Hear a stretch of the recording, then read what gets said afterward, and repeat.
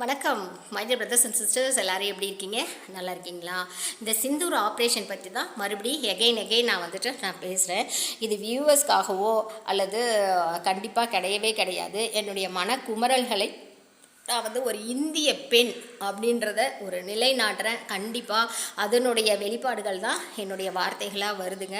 மற்றபடி இது சேனல் மூலயமா சொல்லி நான் பேர் வாங்கிக்கணும், புகழ் வாங்கிக்கணும், அந்த எண்ணம்லாம் எனக்கு கிடையவே கிடையாது. My dear brothers and sisters, கண்டிப்பாக எந்த இடத்துல அநீதி நடக்குதோ, தப்பு நடக்குதோ, நான் கேட்பேன். இந்தியாவுக்கு அப்படின்னும் போது கண்டிப்பாக நம்ம கேட்க தான் செய்வாங்க.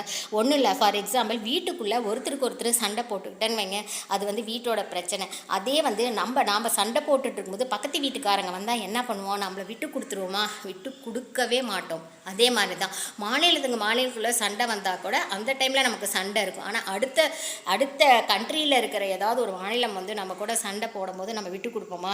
கொடுக்கவே மாட்டோம். அதே மாதிரி தாங்க நம்ம நாட்டுக்குள்ளே என்ன வேணாலும் இருக்கலாம், சண்டை இருக்கலாம், சச்சரவு இருக்கலாம், எது வேணாலும் இருக்கலாங்க.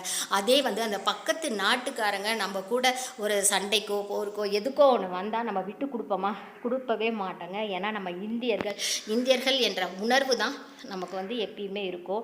ஸோ அதனுடைய வெளிப்பாடு தான் என்னுடைய வார்த்தைகளாக வருதுங்க. ஓகே, இந்த பாகிஸ்தான் இராணுவம் இப்போ என்ன பண்ணியிருக்காங்க அப்படின்னா, டைரெக்டாக நம்மக்கிட்ட ஃபேஸ் பண்ண முடியாமல் நம்ம காஷ்மீர் எல்லையில் நம்ம இந்தியன்ஸ் குடியிருக்கிறாங்களாங்க. அங்கே என்ன பண்ணியிருக்காங்க, ஷூட்டிங் நடத்தியிருக்காங்க. அந்த ஷூட்டிங்கில் பார்த்திங்கன்னா 10 பேர் பலியாகியிருக்காங்க. ஓகே, இதோடன் இந்த பாகிஸ்தான் சும்மா இருக்க மாட்டானுங்க, வேறு ஏதாவது செஞ்சுக்கிட்டே இருப்பாங்கன்னு சொல்லிட்டு மோடிஜியும் நம்ம கவர்மெண்ட்டும் இராணுவமும் அப்படியே சூப்பராக என்ன செய்யலான்னு சொல்லிட்டு ஒன் பை ஒன்னாக யோசித்து ஒவ்வொன்றும் செஞ்சிட்ருக்காங்கங்க. ஃபஸ்ட்டு இந்த ஃப்ளைட்டெல்லாம் நிறுத்திட்டாங்க போல இருக்குது. அப்போ அந்த இராணுவத்திற்கு லீவெல்லாம் கொடுத்துருக்காங்க இல்லைங்க.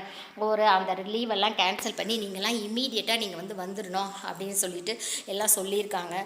பார்க்கும்போதே ரொம்ப இன்ட்ரெஸ்ட்டாக ரொம்ப நல்லா இருக்குங்க. நம்ம படத்தில் தான் இந்த மாதிரி பார்க்குறோம், பட் ஆனால் நேர்லே நம்ம டிவி மூலிமா பார்க்கும்போது அப்படியே கூஸ் பம்ஸ் ஆகுது. My dear brothers and sisters, thank you my dear brothers and sisters. Be strong, be smile. Love you to all. Jai Hind, India.